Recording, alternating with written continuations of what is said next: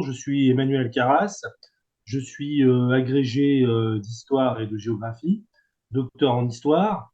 J'avais fait une thèse sur les lieux de mémoire de la guerre d'indépendance algérienne, c'est-à-dire le point de vue algérien sur la guerre d'Algérie. J'ai poursuivi ensuite mes recherches en écrivant. Alors, mon travail a été publié aux éditions Cartala. J'ai fait un autre livre sur l'histoire de l'Algérie et de ses mémoires des origines au Irak. Bientôt va sortir un nouveau livre qui est un livre d'entretien et où sont regroupés tous mes articles de presse France-Algérie de tragédie en espérance aux éditions Goliath. Donc, j'ai publié sur cette question beaucoup d'articles dans des revues, dans des ouvrages collectifs. J'ai aussi beaucoup écrit sur la Tunisie. Je dirige aussi un ouvrage sur l'Afrique du Nord, sur les changements advenus ces 10 dernières années en Afrique du Nord, en incluant pas uniquement les pays du Maghreb, Algérie, Tunisie, Maroc, mais aussi la Libye et l'Égypte et la Mauritanie.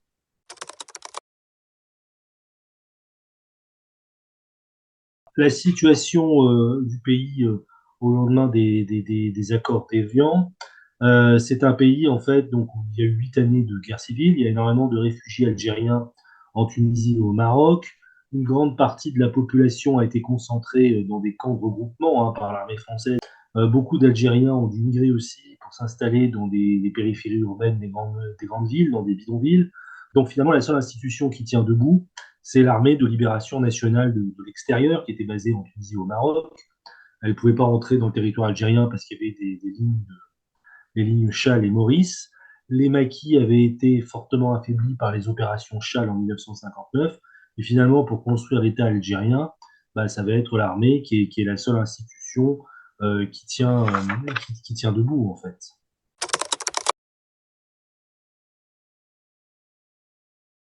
En fait, en 1962, il va y avoir une guerre entre les chefs du FLN. En fait, ils se réunissent à Tripoli. Il y a l'institution décisionnelle, ça s'appelle le Conseil national de la révolution algérienne. Ils se réunissent du 25 mai au 6 juin 1962. En fait, il y a deux groupes. Le premier groupe, c'est Ben Bella et Boumedienne. Donc, toujours un politique, Ben Bella, et un militaire, Boumedienne. Et l'autre groupe, c'est Boudiaf, qui est le politique, et Krim Belkacem, qui est le militaire. Et finalement, c'est ce groupe Ben Bella, Boumedienne qui va l'emporter, parce que le Conseil national de la révolution algérienne va se séparer tout de suite, et il va y avoir un conflit. Et en fait, c'est le groupe Ben Bella, Boumedienne qui l'emporte, parce qu'il contrôle l'armée de libération nationale de l'extérieur, plus les services de sécurité avec le MALJ, le ministère de l'Armement et des Liaisons générales. Et l'autre groupe, bah, il va être marginalisé, puis ils vont devenir des opposants. Alors le groupe Ben Bella Boumedienne, il est aussi proche de Boumedienne, il est à la tête du groupe Doujda. Doujda, c'est une ville au Maroc. Et dans ce groupe, vous avez des personnalités importantes comme le jeune Bouteflika, qui est très lié à Boumedienne et qui va devenir par la suite le ministère des Affaires étrangères de Boumedienne et le président d'Algérie en 1999. Donc, Krim, il a perdu le contrôle de l'extérieur, même si il a une légitimité parce que c'est un négociateur à Évian, même si en fait il a de forts soutiens en Kabylie, eh bien, il est obligé de devenir l'opposant de l'extérieur et il finit assassiné à Francfort en 1971. Et donc, vous allez avoir Ben Bella qui devient Ahmed Ben Bella, qui est un des chefs historiques, un des 9 chefs historiques du FLN, qui devient le premier président de l'Algérie, et Boumedienne devient son ministre de la Défense nationale.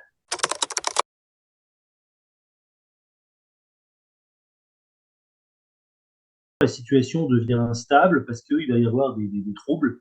Bah, vous allez avoir une rébellion kabyle en 1963 avec la création du FFS par Haït Ahmed, qui était un des chefs historiques du FLN, qui devient un opposant, qui est kabyle, et qui devient un opposant au régime.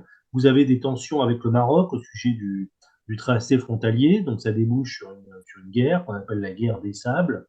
De 1962 à 1965, Alger, c'est en fait la Mecque des révolutionnaires. Alors pourquoi? Parce que tous les révolutionnaires du tiers-monde affluent à Alger et le gouvernement algérien les accueille. Alors cette expression Alger, Mecque des révolutionnaires, une expression de Amilcar Cabral, qui était en fait un dirigeant indépendantiste qui a lutté contre la domination, la colonisation portugaise en Guinée-Bissau, aux îles du Cap-Vert, et qui avait trouvé refuge à Alger. Il meurt assassiné ensuite, assassiné par les services de sécurité portugais. Et donc, c'est l'époque pour l'Algérie du tiers-mondisme flamboyant, où Alger, par exemple, est très proche de Cuba. Cuba va, par exemple, organiser sa première mission médicale et militaire en Algérie. Vous avez Che Guevara qui fait deux voyages très importants, qui séjourne deux fois en Algérie en 1963 et en 1965. Et c'est pour ça que vous avez le boulevard du front de mer qui s'appelle boulevard Che Guevara. Alors, il y a plein de dirigeants des mouvements de libération nationale de l'époque, surtout africains, qui viennent à Alger, qui sont accueillis à Alger, qui ont le soutien du gouvernement algérien. Vous avez le MPLA, le Mouvement pour la libération de l'Angola. Vous avez le Frélimo, le Front de libération du Mozambique. Vous avez même l'ANC de Nelson Mandela, l'African National Congress. Donc il y a un certain prestige de la révolution algérienne à cette époque-là. Vous avez aussi beaucoup de coopérants français de gauche et d'extrême gauche qui viennent, qu'on a surnommé les pieds rouges, qui viennent à Alger. Vous avez une grande figure du trotskisme international qui est présent à Alger, qui s'appelle Michel Raptis, dit Pablo, qui en fait avait soutenu le FLN. Il avait même fait de la prison aux Pays-Bas pour livrer en armes. Il avait fait même un trafic de fausse monnaie pour aider le FLN, ce qui lui a valu une année de prison. Et lui, en fait, il vient parce qu'il vient conseiller Ben Bella sur le dossier en fait des biens vacants, des biens qui ont été nationalisés, les biens des pieds noirs qui ont été nationalisés. Et il défend, alors c'est un trotskiste de la quatrième internationale, qui est une structure internationale du trotskisme, et lui, il défend l'autogestion. Et il va avoir un proche conseiller de Ben Bella qui s'appelle Mohamed Harbi, il va être aussi défendre cette voie de l'autogestion. Donc, alors, Harbi, en plus, il dirige un journal qui a un grand prestige, qui s'appelle Révolution africaine, qui avait été dirigé d'abord par Maître Vergès, qui était le fameux avocat du FLN, qui avait été l'époux de Jamila Bouared. Et Harbi va reprendre ce journal, vraiment, qui va avoir un certain prestige. Vont collaborer des gens, par exemple, comme le photojournaliste Elie Kagan.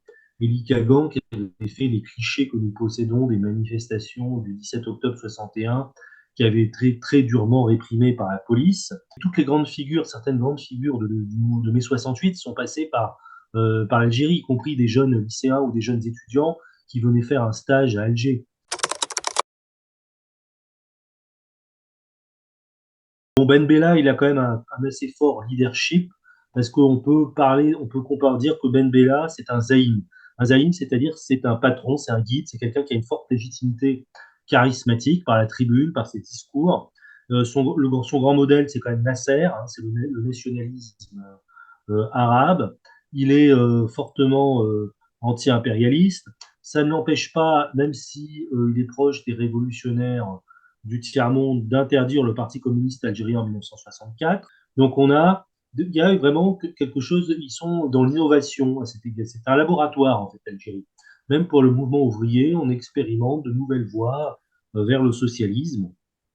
Alors, ce qui n'empêche pas que c'est pas vraiment un système démocratique, dans le sens où Ben Bella est pour un système socialiste avec un parti unique.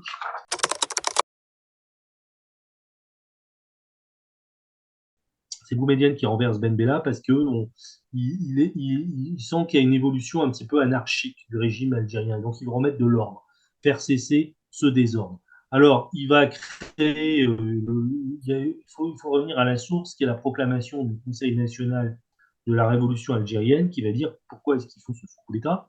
Alors, il dénonce en fait dans le régime de Ben Bella la mauvaise gestion du patrimoine national, la dilapidation des deniers publics, l'instabilité, la démagogie, l'anarchie, le mensonge et l'improvisation qui se sont imposés comme des procédés de gouvernement. Donc en fait, soyons clairs, ils sont là pour remettre de l'ordre. Et en plus, ce qu'ils aiment pas trop, c'est qu'en fait, le régime de Ben Bella, il est trop à gauche pour eux. C'est-à-dire, et en fait aussi quelque chose qui ne leur plaît pas trop, c'est qu'ils veulent une algérianisation des cadres du régime. Ils trouvent qu'il y a trop de coopérants français et d'extrême gauche. Donc ça, alors la coopération après ne va pas cesser, mais ça va plus. Alger, c'est plus il y a toujours des mouvements de libération nationaux qui viennent, mais ça va plus être vraiment la Mecque des révolutionnaires. Il va y avoir une coopération plutôt technique, plutôt en CE.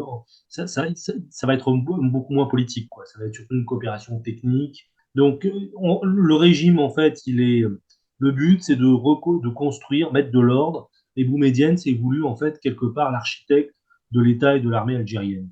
Et faire cesser, en fait, cette période un peu, alors certes, qui est très, très riche, parce qu'il y a beaucoup d'innovations, mais pour autant, bon, économiquement, c'est pas très stable.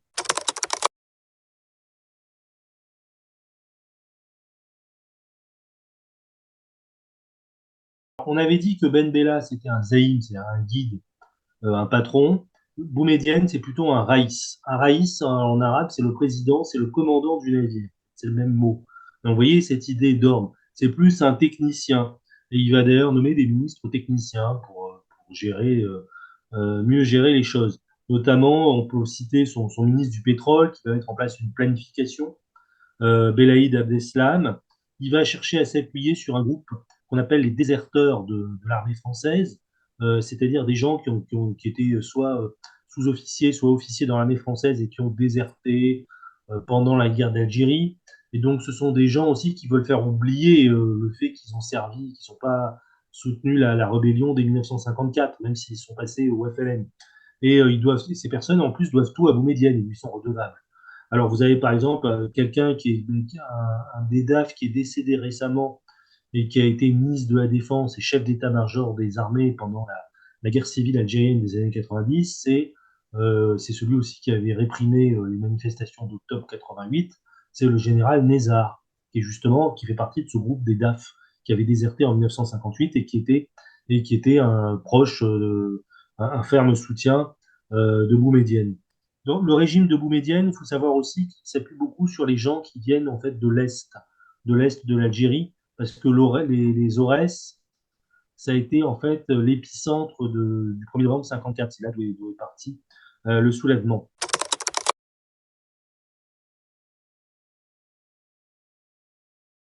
Boumedienne, il a toujours des alliances, attention, dans le bloc de l'Est. Hein, on est pendant la guerre froide, parce qu'il ne faut pas oublier que ceux qui ont soutenu le FLN ou la guérilla, c'était plutôt les pays du bloc de l'Est, la Chine communiste. Donc, même si les États-Unis étaient aussi partisans de l'autodétermination, donc ils ont gardé toujours ces soutiens. Ils gardent des liens avec les États-Unis, par exemple en 67, pour exploiter le pétrole. Boumedienne, il va faire des accords avec Paul Getty, qui était un magnat du pétrole et un des hommes les plus riches du monde à l'époque, en 1967. Donc il y a toujours volonté de faire un équilibre entre les États-Unis et l'URSS, mais ça reste quand même un régime nationaliste de gauche. Et surtout, il y a la grande loi de Boumedienne, finalement, s'il faudrait quelque chose qui est très important, c'est qu'il va nationaliser les hydrocarbures. Parce que d'après les accords d'Évian, les entreprises françaises conservaient quand même des intérêts importants. Et c'est pour ça que Boumedienne, une des raisons du conflit de cette guerre des chefs, c'est que pour Boumedienne et Ben Bella, Boumedienne avait dit que les accords d'Évian étaient un accord néocolonialiste. Donc il y avait cette idée de reprendre le contrôle des ressources naturelles. Donc, il va nationaliser les hydrocarbures et cette loi, elle va servir de modèle pour de nombreux pays arabes. Il va mener aussi ce qu'on appelle les trois grandes révolutions. Une révolution économique avec un programme qui se fonde plutôt sur l'industrie lourde, un programme d'industrialisation pour développer la sidérurgie, notamment à Annaba. C'est le modèle de l'industrie industrialisante qui est développée par une école économique grenobloise avec Gérard Destagne de Bernis. Donc il y a ce modèle-là. Il y a une révolution agricole aussi avec l'idée de collectiviser les terres, donc une coopérative socialiste. Donc tout ceci reste un peu de gauche, c'est un peu le modèle aussi de la RDA, la République démocratique allemande. Et il y a l'idée aussi de faire une révolution culturelle, c'est-à-dire de mettre arabiser en fait l'école, et aussi l'idée aussi de s'affirmer, Boumedienne veut s'affirmer comme un grand leader du tiers-monde. À Alger a lieu en 1973 la conférence des non-alignés. Vous avez Castro qui est invité, et Boumedienne demande un nouvel ordre économique international plus juste, un partage pour en finir avec la domination des pays du Nord sur les pays du Sud.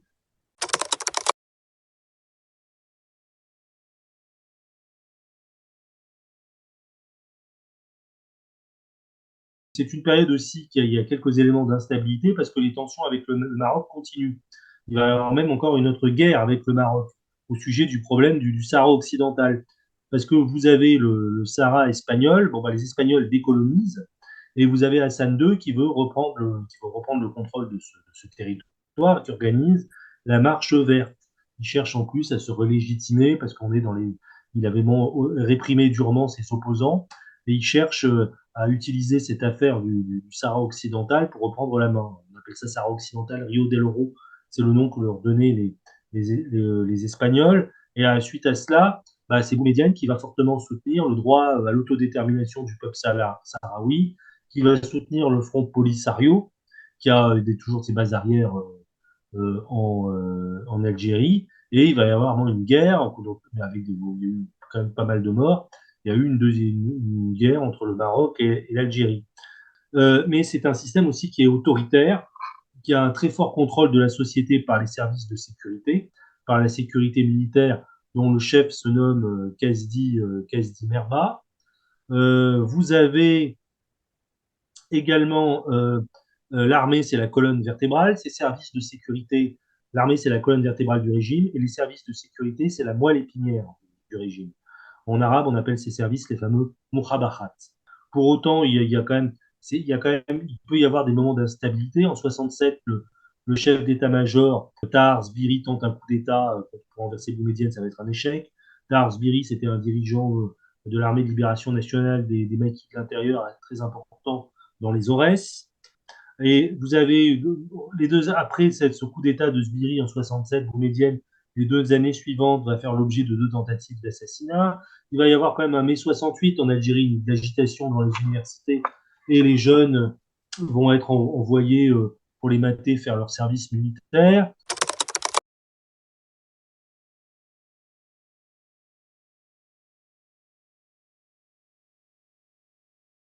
Boumedienne, finalement, meurt en 1978. Il n'est pas du tout, il n'est pas mort il n'a pas été assassiné, il est mort de maladie.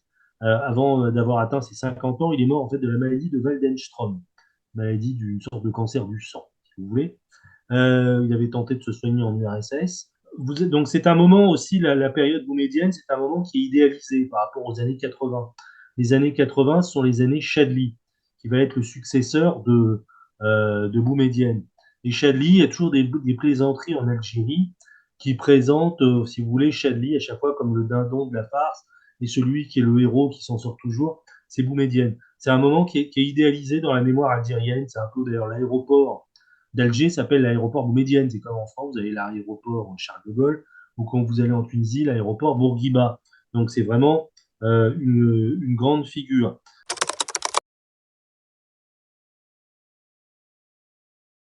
Le dauphin était Bouteflika, mais il va être écarté. Il va être écarté parce qu'on va monter contre lui des dossiers de corruption. Il va s'exiler dans les pays du Golfe. Et finalement, il y a différents clans militaro-civils. Les clans, c'est très important en Algérie. C'est un régime où l'armée domine, et vous avez une façade civile, et finalement, il décide de nommer comme successeur, pour éviter une guerre civile ou des conflits, il décide de nommer Chadli. Pourquoi? Parce que c'est le plus ancien dans le grade le plus élevé. Donc c'est un colonel, il n'y a pas de général hein, à cette époque-là encore dans l'armée algérienne, parce que c'est une tradition maquisarde. Donc on s'arrête au grade de colonel, et dans les années 80, ils vont recréer le grade de général.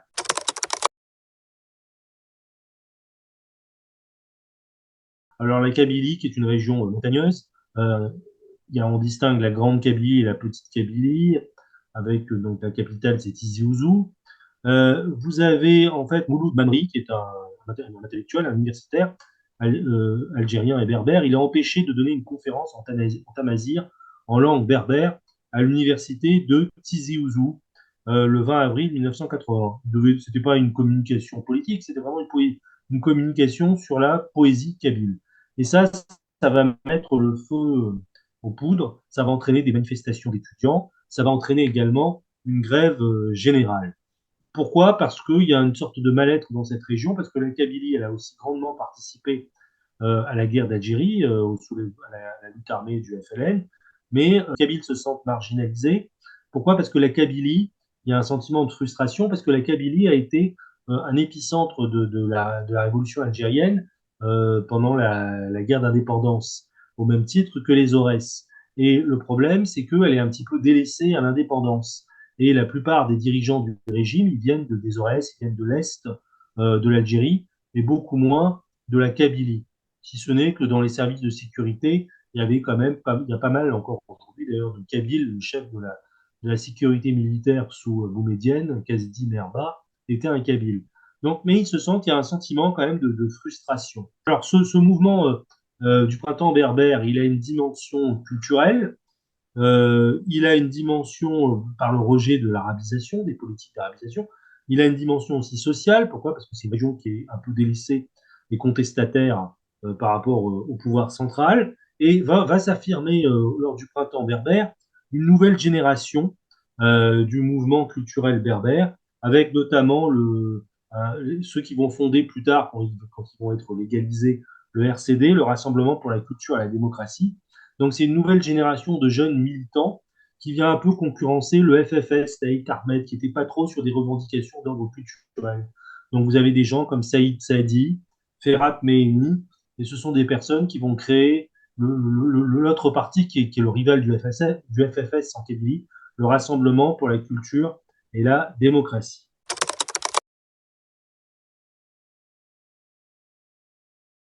Eh ben, je dirais qu'il y a l'équilibre est rompu.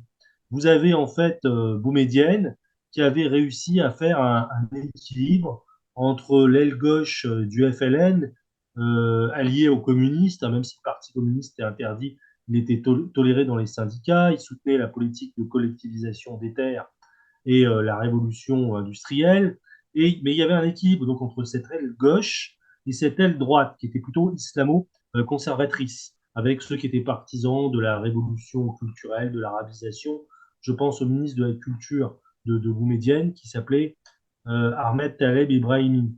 Donc tous ces gens-là, tout ce qu'on appelle les savants musulmans, les religieux qui sont dans le ministère des Affaires religieuses, donc c'était l'aile droite. Cette aile droite qu'on surnomme les barbés félènes, ceux qui sont pour un régime nationaliste arabo-musulman, en insistant plus sur la dimension religieuse de ce régime. Et donc, l'équilibre est rompu au profit de l'aile droite. Et notamment, c'est cette aile droite, les barbés félènes, qui va faire adopter le Code de la famille en 1984. Le Code de la famille, c'est le droit privé musulman qui fait en fait de la femme une mineure vivant sous la tutelle de son père, puis de son mari. Et donc, et ça va alimenter aussi la contestation islamiste. Ça va donner en fait du grain à moudre aux islamistes.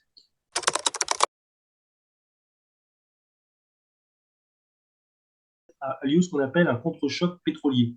C'est-à-dire que le cours des hydrocarbures baisse. Alors l'Algérie, bon, c'est surtout le gaz, mais en fait, il y a moins d'argent à redistribuer pour acheter la paix sociale, parce que bah, le régime algérien utilise la rente pour de redistribuer cette rente et pour acheter la paix sociale.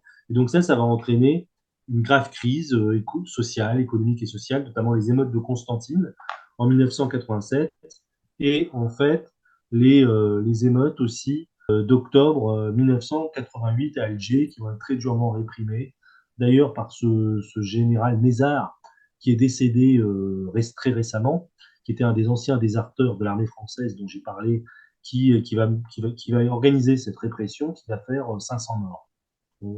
On chiffre à peu près 500 morts.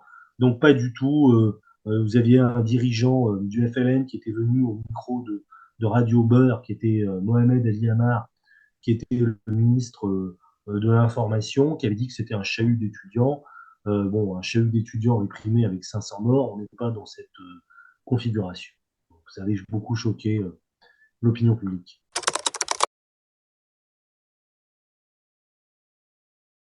Alors, il faut resituer par rapport au contexte international.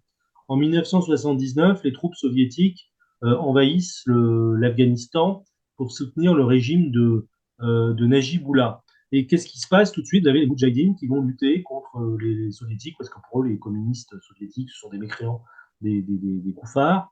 Et donc, il va y avoir plein de volontaires musulmans qui vont partir pour soutenir les Moudjahidines afghans qui luttent contre les soviétiques. Et donc, il y a aussi des Algériens qui vont partir.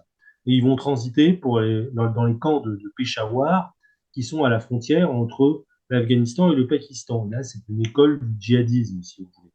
Et donc, ces Algériens, après, ils vont revenir en Algérie, et on va les surnommer les Afghans. Ils ont tous une tenue, ils ont une barbe, ils sont habillés en treillis. Donc, ils vont commencer, donc ils font peur aussi à la société. Et donc, ça, c'est un élément important. Va apparaître dans les années 80 aussi des maquis islamistes. Donc, le fameux maquis Bouyali, organisé par Mostefa Bouyali, qui va organiser il fonde un mouvement qui est le mouvement de la tendance islamique, mais son mouvement va être éliminé par l'armée.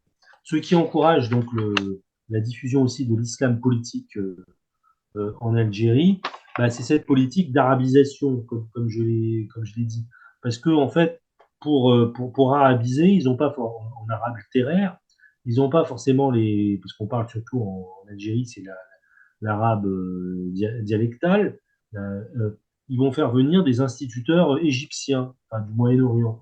Et ce sont souvent des gens qui sont influencés par l'idéologie des frères musulmans, qui est une confrérie plutôt fondée à la fin des années 20 en Égypte, et ce sont des islamistes, parce que pour eux, ben, la devise des frères musulmans, c'est le Coran et notre constitution. Donc c'est une bonne définition d'ailleurs de l'islam politique. Alors en plus, comme il y a une crise économique et sociale, le contre-choc pétrolier il joue aussi, vous allez avoir dans les périphéries urbaines pauvres, où a lieu une croissance urbaine spontanée, vont se développer des mosquées informelles, où il va y avoir des prédicateurs radicaux. Parce que normalement, les imams, ce sont des fonctionnaires nommés par l'État, mais là, vous avez dans les quartiers pauvres apparaissent donc ces mosquées informelles, et donc ça va être des lieux importants de diffusion de l'islam politique. Et vous avez aussi de la contestation islamiste dans les universités. Et vous avez certains intellectuels qui sont influencés par cette doctrine. Alors, il y avait un penseur algérien qui meurt en 1973, mais il est très influent. Quoi. Ses publications sont très influentes, qui est Malek Benabi. Et donc, tout ça, ça contribue à diffuser l'islam politique et va se produire un phénomène d'alliance, si vous voulez, entre une bourgeoisie pieuse, dont un des représentants, c'est Abbassi Madani, et une jeunesse un peu radicalisée, avec notamment Ali Belhadj, qu'on surnommait le Savonarole d'Alger, qui a en fait des prêches enflammées, comme Jérôme Savonarole dans la Florence de la Renaissance, et qui est un fanatique.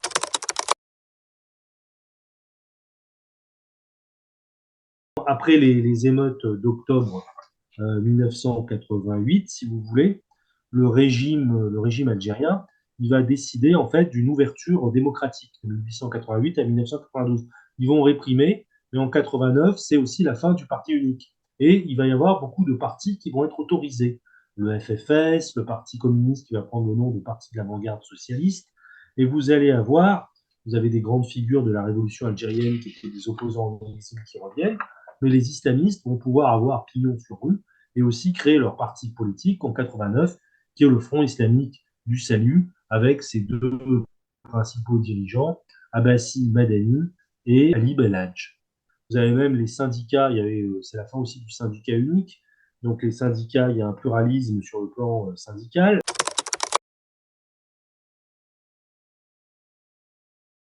Avant d'analyser les résultats des élections du FIS, il faut présenter la stratégie du FIS. Le FIS, certes, participe à des élections, il a une stratégie légaliste, mais il mène en même temps une stratégie de confrontation directe avec le pouvoir. Par exemple, ils occupent les places publiques, ils organisent des défilés où justement vous avez ces militants afghans qui sont habillés en treillis avec le costume des moudjahidines afghans, et donc ils font un peu peur, même s'ils ne sont pas armés, ils sont intimidants, ils font des défilés, et donc ils cherchent un peu la confrontation, ils cherchent à lancer. Alors ils font aussi beaucoup de social dans les quartiers pauvres, en faisant des cours gratuits, des soins, pour essayer de concurrencer le régime auprès des classes populaires. Alors, ça leur vaut d'ailleurs une forte popularité, ce qui explique leurs bons résultats.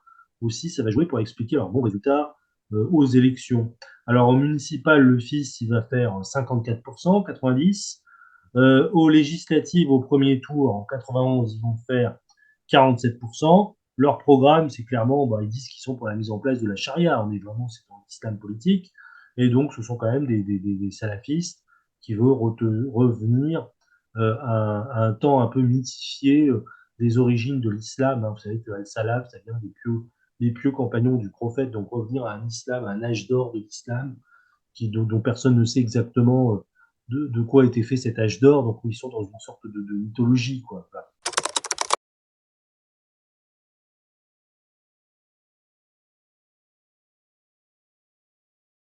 Il y a deux clans au sein du pouvoir. Ceux qui acceptent, en fait, cette ouverture pluraliste et ceux qui sont plutôt hostiles à cette ouverture, au compromis.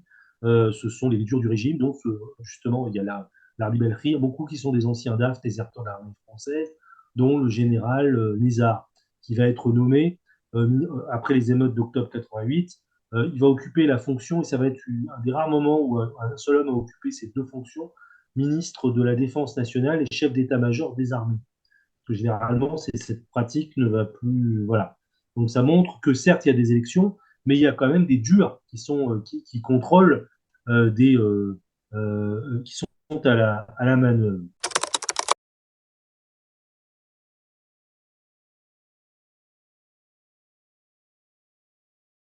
Ils vont, le 11 janvier 92, le second tour des élections législatives ne va pas avoir lieu. Donc ils vont interrompre le processus électoral. Chadli va être démissionné, hein, et il va être nommé un haut comité d'État.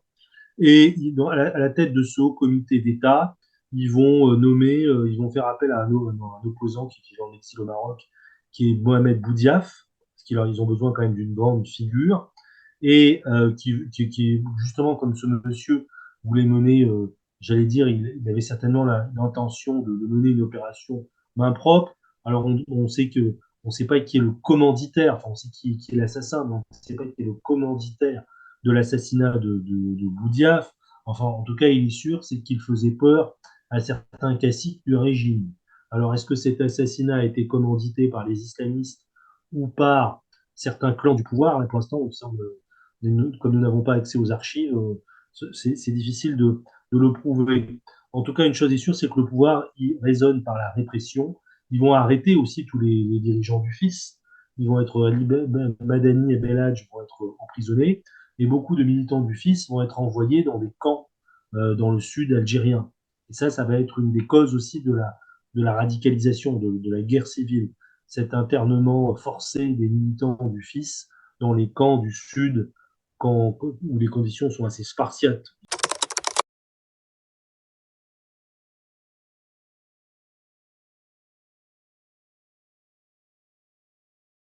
Des groupes qui étaient minoritaires au sein du FIS vont se radicaliser, ils vont passer à la lutte armée.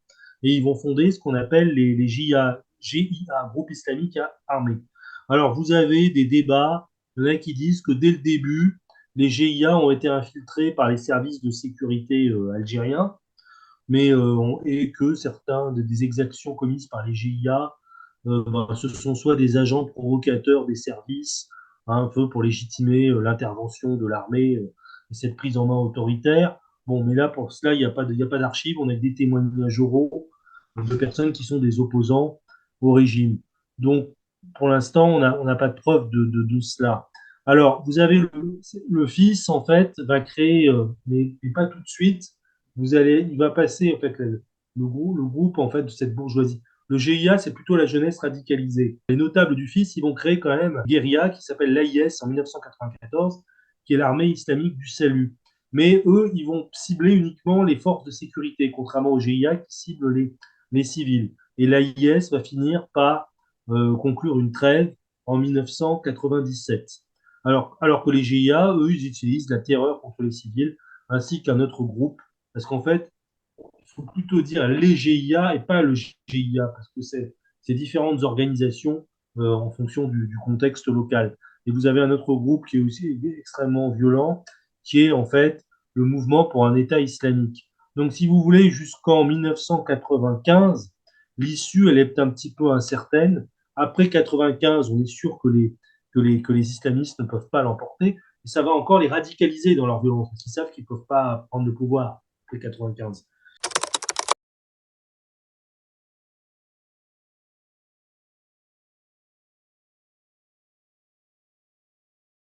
Ils ont quand même une stratégie d'essayer de diviser le mouvement des islamistes. Vous allez avoir certains notables islamistes qu'on peut qualifier d'islamo-conservateurs, ils vont revenir dans le giron du pouvoir.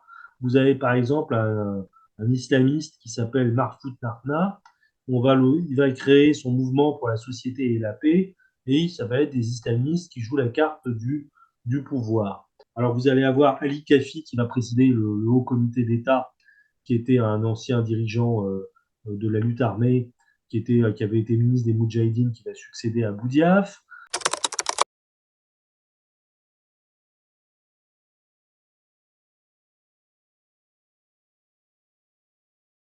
Bah, le régime, il va jouer, ce sont ce qu'on appelle les généraux éradicateurs qui ont la main, comme Mézard, bah, qui sont pour le refus de tout compromis. C'est clairement la stratégie de la confrontation, même s'ils ont accepté la trêve avec l'AIS. Il est sûr, par contre, qu'il y a bien des luttes internes au sein du pouvoir algérien sur la stratégie à adopter, avec toujours ceux qui sont, en fait, les modérés, les radicaux. C'est pour cela qu'il faut vraiment distinguer le pouvoir du FLN. À cette époque, le FLN devient un parti d'opposition. C'est-à-dire que dans le FLN, vous avez des gens qui sont partisans plutôt du compromis, qui ne sont pas du tout d'accord avec la ligne des généraux éradicateurs. Voyez. Alors, il va y avoir tous ces partis d'opposition vont se réunir à Rome pour essayer de mettre en place ce qu'on appelle, à l'invitation d'une communauté religieuse catholique, ils vont adopter ce qu'on appelle la plateforme de Saint-Égidio, qui est une sorte de programme de sortie de crise. Et ça va être, bon, évidemment, le pouvoir algérien n'a pas voulu, mais c'est très important parce que vous avez vraiment le FLN, vous avez plusieurs partis politiques importants, Louisa Hanoun, le Parti des travailleurs, le FFS de Haït Ahmed. Donc, ils vont essayer, vous voyez, l'opposition va chercher à faire participer à cette sortie de crise, à un plan de sortie de crise. Mais le pouvoir n'en a pas voulu.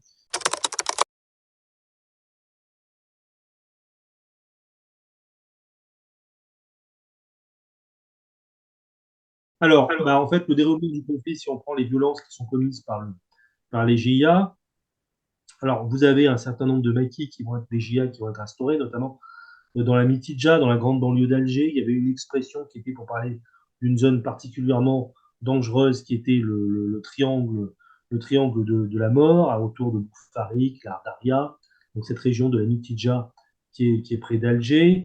Alors, il y a d'autres groupes qui sont autonomes les uns des autres. Il y a un mouvement qui s'appelle le Front islamique du djihad armé. Donc, à chaque fois, il faut voir à chaque fois le contexte local.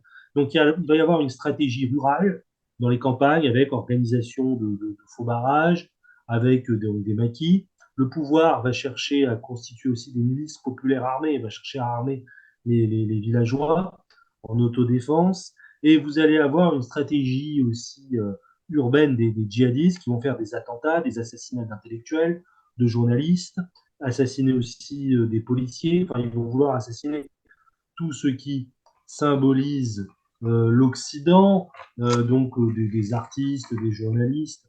Je peux vous donner, par exemple, ils vont assassiner le grand écrivain Tahar Djaout en 1993, un grand psychiatre qui était spécialiste pour enfants qui s'appelait Mahfoud Boussepsi, des chanteurs aussi Cheb Asni. Ils vont assassiner le grand chanteur kabyle, en 1998, Matou Lounès. Donc, ils vont assassiner l'évêque d'Oran, Pierre Claverie, qui était resté en Algérie.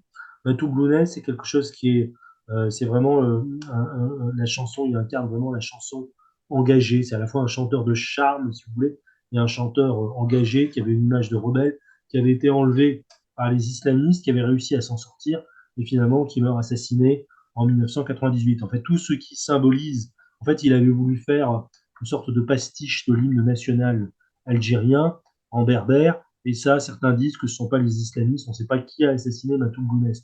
Donc, vous voyez, il y a toujours cette idée, cette mythologie du qui tue qui, mais en fait, on n'a pas d'archives, et donc on n'a que des témoignages, et donc en histoire, bah, ça ne suffit pas pour conclure, on n'a pas les preuves suffisantes. Donc tout ce qui symbolise en fait l'Occident est en fait ciblé.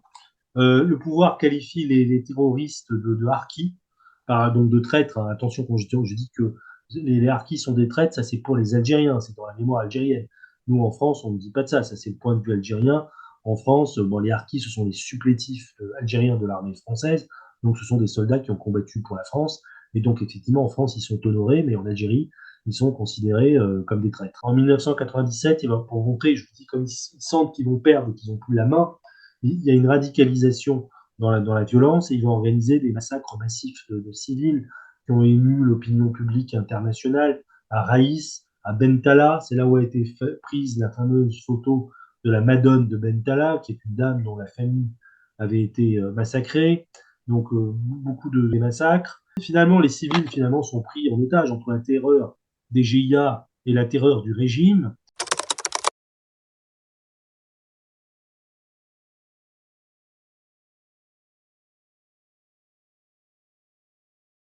Alors certains disent que le régime est responsable des massacres.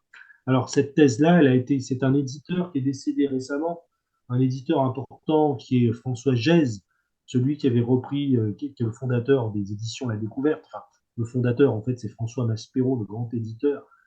Et François Gèze avait repris le contrôle des éditions Maspero et, euh, et c'est lui qui a développé cette maison. Et lui, il a édité un livre de Habib Souaidia qui s'appelle La Sale Guerre, où il y a justement ces accusations contre les généraux éradicateurs, où ils accusent en fait, d'être les responsables des massacres. Voilà, ils disent que les maquis des GIA, ils ont été infiltrés par la sécurité militaire et que ce sont eux qui organisent ces massacres pour en fait légitimer la main de fer du régime algérien. Donc il y a en tout cas une chose est sûre. Alors est-ce que c'est vrai? On n'a pas d'archives. Donc en tout cas, il y a eu des procès ou des choses comme ça. Hein, vous aviez entre le général Nézard qui est décédé, ce général éradicateur qui il y a quelques semaines, devait avoir lieu en juin 2024. Il était poursuivi en Suisse pour crimes contre l'humanité, les crimes de guerre, et en fait ce procès n'aura pas lieu. Donc ce qui aurait peut-être pu permettre, ça aurait permis peut-être d'avancer dans la voie de la vérité. Donc une chose est certaine, c'est qu'on n'a pas enfin à ma connaissance, en l'état de l'art, on n'a pas les preuves de cela.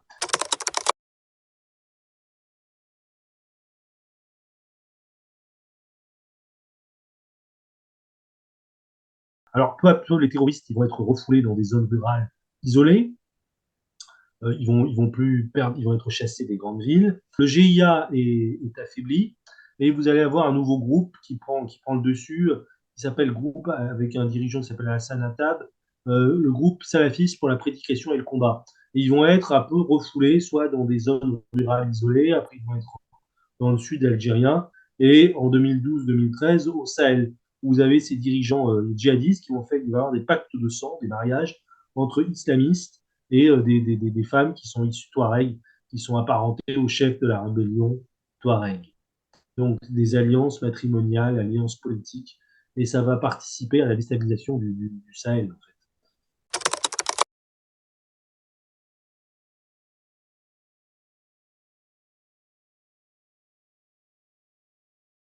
Prend le pouvoir en 1999. Donc, c'est plus l'époque du tiers-mondisme flamboyant. Il y a un oubli. Alors, lui, ce qu'il a voulu, c'est qu'il y a un oubli de cette mémoire de la guerre civile. Sa stratégie, ça a été on n'en parle plus.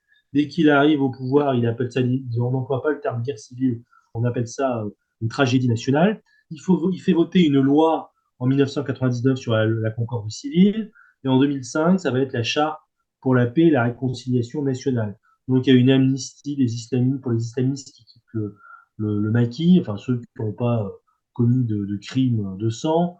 Il y a même certains qui ont reçu de l'argent voilà, pour pacifier la société. Donc il y a une politique d'oubli. Alors ils ont pas du tout, le régime n'a pas du tout opté pour une justice transitionnelle suivant le modèle de l'Afrique du Sud, ou comme ça a pu exister aussi au Maroc pour solder les comptes des années de plomb, la répression, ça a été menée par Hassan II contre ses opposants. Donc vous avez Mohamed VI, son fils, qui avait fondé une instance de justice transitionnelle qui s'appelait Équité et Réconciliation. Donc c'est pas le même schéma. En Tunisie aussi, ils avaient opté pour la justice transitionnelle après le printemps arabe en 2011 pour solder les comptes de la dictature de Bourguiba et de Ben Ali. C'était l'instance vérité et dignité. Là, il n'y a pas d'instance de justice transitionnelle, il y a juste des lois et il y a c'est l'oubli qui prime. Il y a très peu de stèles sur la guerre civile algérienne, des lieux de mémoire de la guerre civile algérienne. Il y en a très peu dans les rues avec des plaques qui vous disent un tel a été assassiné là. Il n'y en a vraiment pas beaucoup. Il n'y a pas de grands mémoriaux par rapport aux mémoriaux. Moi, je suis un spécialiste des monuments aux martyrs de la guerre de libération nationale algérienne que j'avais étudié dans ma thèse et dans mon livre sur cette question. Et là, j'ai publié justement un livre, dans un livre collectif, j'ai fait un article sur les lieux de mémoire de la guerre civile algérienne. En fait, il n'y en a pas beaucoup. Il n'y a pas beaucoup de stèles, il n'y a pas beaucoup de. C'est pas quelque chose. Il y a vraiment une. Vous voyez, si vous allez à Bentala sur les lieux du massacre, ben, il n'y a pas une stèle où il y a le nom des victimes, où on les honore. Vous voyez, c'est pas pour entretenir. Ça n'existe pas. Parce qu'il y a une véritable volonté d'oublier, de pas au nom de l'unité nationale. Et c'est même si vous portez atteinte à l'unité nationale en Algérie, en vertu du code pénal algérien, eh ben, c'est une atteinte à la sûreté de l'État et vous pouvez être accusé de terrorisme. C'est le fameux article, si je ne me trompe pas, 84 bis du code pénal algérien, alors qu'a dénoncé quand il y a la rapporteuse des Nations Unies qui est venue récemment faire en charge des droits de l'homme, qui est venue faire une mission d'enquête en Algérie, elle a en fait dénoncé cela.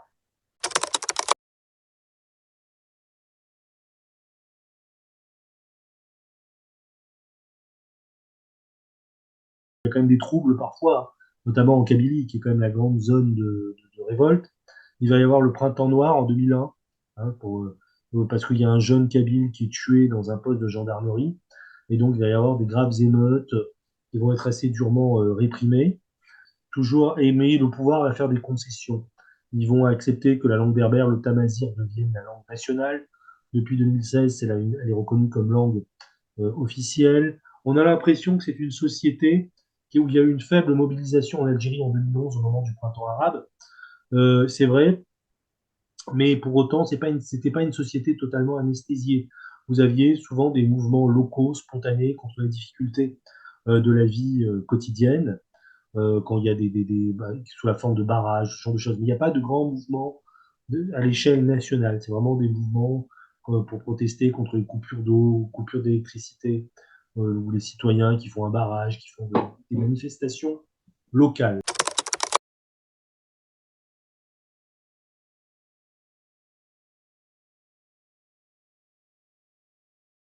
Le tournant quand même du mandat de Bouteflika, enfin des mandats de Bouteflika, c'est son AVC en 2013. Et ceux qui vont exercer la réalité du pouvoir, c'est son frère Saïd et le chef d'état-major des armées qui s'appelle Gaïd Salah. Et eux, ils sont leur grand rival, c'est l'autre clan qui est dirigé par le chef des services de sécurité, le fameux, alors c'est plus la sécurité militaire, ça s'appelait le DRS, département, et dont le chef était le général Médienne, département renseignement et sécurité. Donc, alors finalement, à un moment donné, Médienne va être mise à la retraite en 2000. Pourquoi suite en fait à l'attaque du site d'In Amenas par des terroristes islamistes. En fait, on va lui reprocher la gestion de cette crise. Et pourquoi? Parce qu'il y a beaucoup d'otages qui ont été tués. Mais bon, l'hypothèse qui est mise, certains disent que ce sont les Américains qui ont demandé sa démission. Mais pour autant, même s'il a démissionné, même s'il a été mis à la retraite, il a continué de conserver une très forte influence. Alors, c'est toujours les services. Alors, le DRS va être dissous officiellement en 2016, mais en fait, il va y avoir une réorganisation. Et les services ont toujours, encore jusqu'à maintenant, toujours conservé un fort contrôle sur la société. Ils sont enquistés dans la société.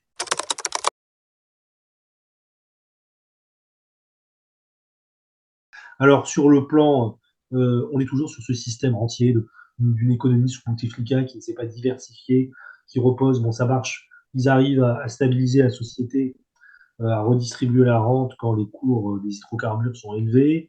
Alors, mais la diversification de l'économie, elle demeure insuffisante, même si depuis les années 80, on n'est plus dans ce modèle socialiste, il y a eu une politique d'ouverture d'Infita sous Chadli, qui s'est poursuivi sous Bouteflika, mais on est quand même dans un modèle où il est très bureaucratique quand même, hein.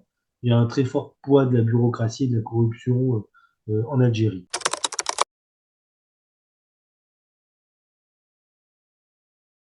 Bouteflika a fait son AVC en 2013, et en 2019, on demande à ce qu'il fasse un quatrième mandat. Mais alors, il n'est pas en état de se présenter dans un meeting électoral pour faire acte de candidature. Et donc, qu'a fait le pouvoir algérien? Ils ont présenté un cadre à la foule avec son portrait. Et ça a été perçu comme une humiliation. Et donc, suite à ça, ça a été une des causes, si vous voulez, de ce grand mouvement populaire qui s'appelle le Irak. Irak, ça veut dire mouvement populaire. Mais en fait, il n'y a pas que cela. En fait, il y a une crise. Derrière tout cela, il y a une crise si vous voulez, pourquoi représenter quelqu'un qui est pas, visiblement, qui n'est pas en état, quoi, de participer, d'être candidat à une élection? Pourquoi pas désigner un nouveau responsable? Parce que les deux clans qui sont au pouvoir n'ont pas réussi à se mettre d'accord. Donc vous avez le clan Gaïd Salah lié aux frères de Bouteflika, et vous avez le clan Médiane. Alors certes, ce général a été mis à la retraite, mais il reste très influent. Vous avez d'ailleurs celui qui dirige les services, c'est un de ses proches, le général Tartag. Donc ils sont, si vous voulez, les deux clans n'ont pas réussi à se mettre d'accord. Et donc ils présentent le cadre, enfin ils présentent la candidature de Bouteflika, et ça va être perçu comme une humiliation, donc d'où des manifestations populaires gigantesques qu'on a vu tous les vendredis. Tout le monde a pu voir aussi le civisme de la jeunesse étudiante algérienne, comme quoi ils nettoyaient les rues après avoir manifesté.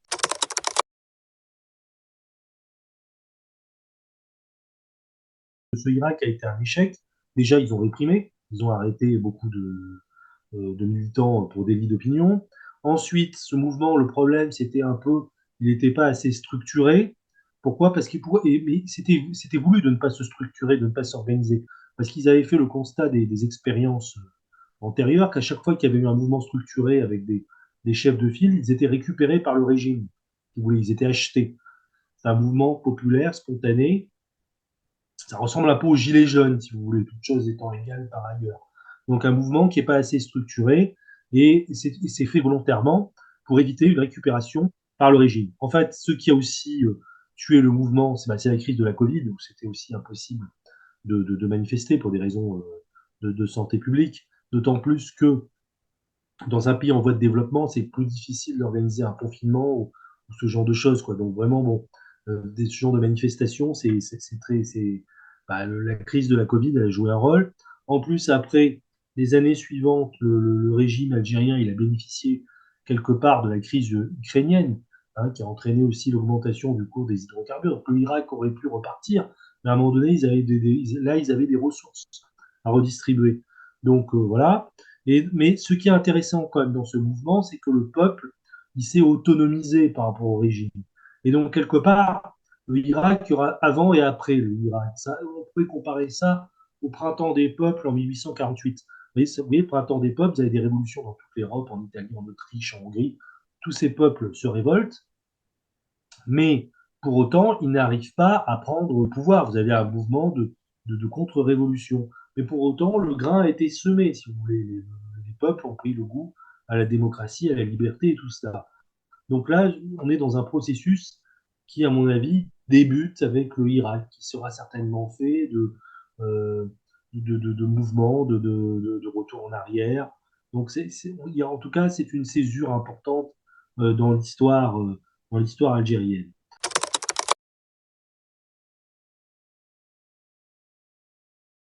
Alors, il y a une nouvelle constitution qui a été adoptée. Le général Gaïd Salah est décédé. Ils n'ont pas opté aussi, le pouvoir n'a pas aussi opté pour une surrépression. Il faut le noter. Et vous avez un nouveau président qui a été élu, qui est le président Tebboune, et qui a permis aussi d'avoir un retour de l'Algérie sur la scène internationale. Parce que avec la maladie de Bouteflika, bah, le président algérien était absent, notamment de la scène africaine.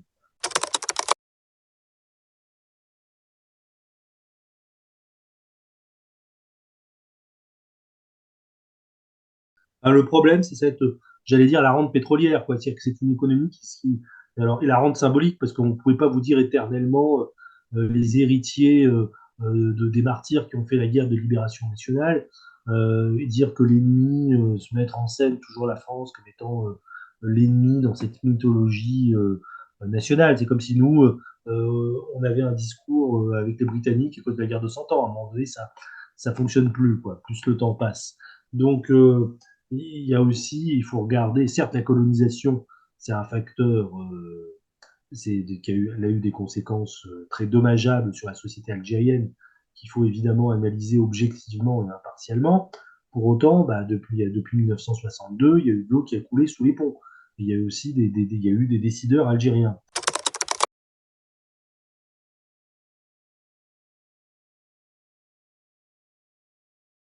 Les défis, c'est la diversification de l'économie algérienne. Et aussi, autre défi, c'est ces relations franco-algériennes qui apparaissent très fragiles.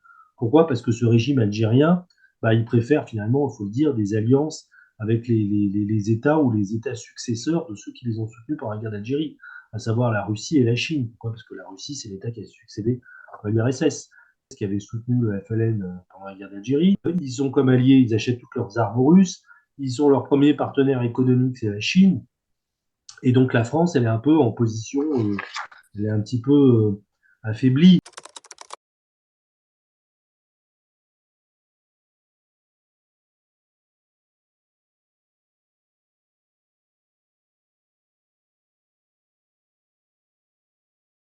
Hein, les relations franco-algériennes, le président Tebboune devait venir en France en 2023. La rencontre n'a pas eu lieu. Je vous donne un exemple.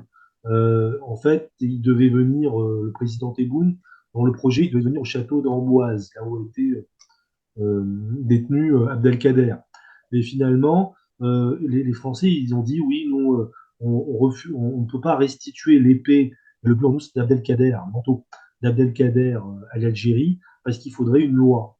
Et ça n'a pas plu aux Algériens, donc du coup, ils ont dit bon, on vient pas. Il y a des dossiers aussi, vous voyez, même sur le plan historique, il y a des choses qui ne vont pas. Le dossier des essais nucléaires, par exemple. L'Algérie demande une reconnaissance des dommages matériels des indemnisations pour les victimes, ils ne sont pas d'accord sur ce dossier, par exemple, le dossier des essais nucléaires. Donc il y a aussi la question aussi des mobilités entre la France et l'Algérie. Et en plus, dossier algérien, c'est un peu une affaire intérieure française, parce que c'est un peu comme l'affaire de Vichy. Ça donne lieu à toutes sortes de polémiques d'usage politique du passé. Et M. Macron, il a beaucoup joué là-dessus aussi, hein, pour les élections. Il a beaucoup eu un usage politique de ce passé en disant tout et son contraire. À un moment donné, il dit que la colonisation, c'est un crime contre l'humanité. Après, il nuance. Après, il fait des déclarations. Il essaie en fait de faire plaisir à tous les groupes de mémoire, que ce soit en France ou en Algérie. Le problème, c'est quand vous voulez faire plaisir à tout le monde, vous faites plaisir à personne, quoi. Vous voyez, vous créez des attentes qui sont forcément insatisfaites. Et donc, sur le dossier franco-algérien, il y a encore des choses ne sont pas aplanies. C'est vrai qu'il y a eu une commission d'historiens franco-algériens qui a été nommée pour pacifier, pour essayer d'établir la vérité historique. Mais le problème, c'est que cette commission, elle apparaît sous fort contrôle politique, que ce soit le contrôle français ou le contrôle algérien. Donc, c'est jamais bon pour des historiens lorsqu'ils sont pas indépendants par rapport au pouvoir politique. Et finalement, j'allais dire, c'est une commission qui va un peu enfoncer les portes ouvertes, parce que si vous voulez, la colonisation, l'histoire de la colonisation et l'histoire ça a été fait, il y a une quantité de livres qui ont déjà établi les faits. Donc en fait, alors c'est positif dans le sens qu'ils ont pu se réunir, mais pour l'instant, ça apparaît bloqué, d'autant plus que la stratégie du président Macron, elle a ses limites, dans le sens où Emmanuel Macron, il veut faire un peu du en même temps, c'est-à-dire avoir des bonnes relations avec l'Algérie et le Maroc, et notamment sur le dossier du Sahara occidental. Ça, c'est un point de crispation, c'est un enjeu géopolitique à l'échelle du Maghreb qui empêche l'intégration régionale du Maghreb.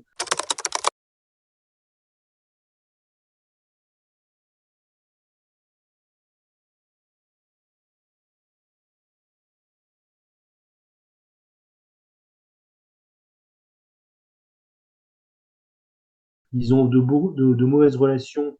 Récemment, j'ai vu dans leur environnement international, même avec les pays arabes, avec Abu Dhabi, les relations sur les Émirats arabes unis, les relations sont mauvaises parce qu'ils accusent Abu Dhabi d'avoir fourni un logiciel espion au Maroc. Donc toutes ces questions du conflit israélo-palestinien, du Sahara occidental, bah, ça joue sur les relations de l'Algérie avec son environnement. Euh, sur le plan interne, l'Algérie, bah, il y a du pluralisme. Il y a eu l'émissaire des Nations Unies pour les droits de l'homme qui a fait une mission. Ils ont accepté aussi qu'elle vienne et qu'elle fasse une mission d'inspection. Elle est venue à Alger et à Oran. Bon, bah, on est toujours dans un régime avec le pluralisme limité, un régime où les journaux sont fortement tenus, notamment par le biais des recettes publicitaires. Beaucoup d'opposants, de militants des droits de l'homme ont été embastillés. Donc vous avez quand même un pays qui, c'est toujours l'armée en fait, qui est la colonne vertébrale, les services de sécurité, certes un peu réorganisés, qui sont la moelle épinière. Et l'enjeu de cette année 2024, ça va être le scrutin présidentiel en décembre 2024. Est-ce que l'armée va faire confiance une nouvelle fois au président Tebboune? Vont-ils organiser quelque chose d'un petit peu plus pluraliste? Mais ça, je ne pense que cette hypothèse, ou ont-ils un successeur euh, à la place du président Tebboune? Je ne sais pas. Enfin, on peut espérer pour l'instant, on n'est pas dans une solution, un scénario pluraliste, parce que beaucoup de militants ont été embastillés. Vous avez des organisations comme le Rassemblement Action Jeunesse qui a été interdit. La Ligue algérienne des droits de l'homme, elle a été interdite en 2022. Donc, on est toujours dans un système qui est quand même tenue par l'armée. Bon, elle n'a pas opté pour une surrépression comme lors des émeutes d'octobre 88, mais pouvait-elle se le permettre?